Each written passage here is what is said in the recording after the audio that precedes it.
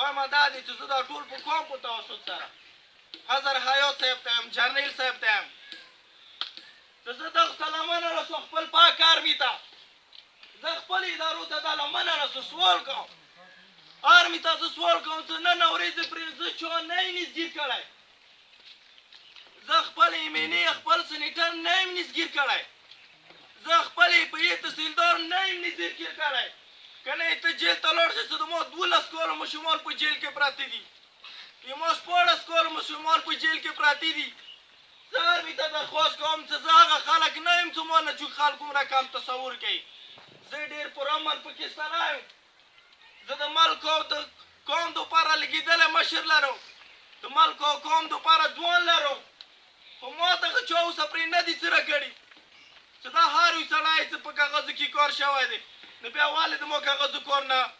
ګراوند ریالټي ته نه راولي بیا څه زه خبره کوم نو بیا دا ولې چې ما ته یې څه کښېنه ته مسالې جوړوي چې کله زه خبره کوم بیا ما ته یې څه ته مسالې جوړوي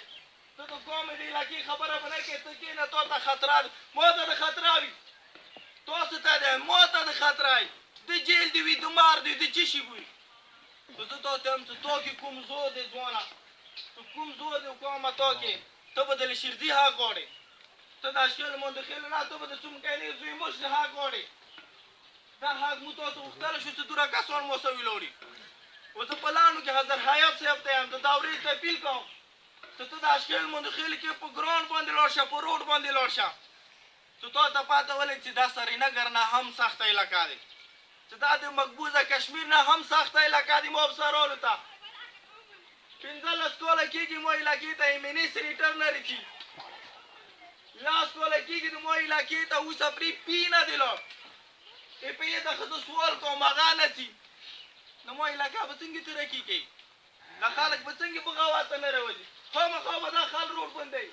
خامخا به دا خلک خپل نسل ته یې روان دپاره تو نه څه غواړي نو زه دغه ټول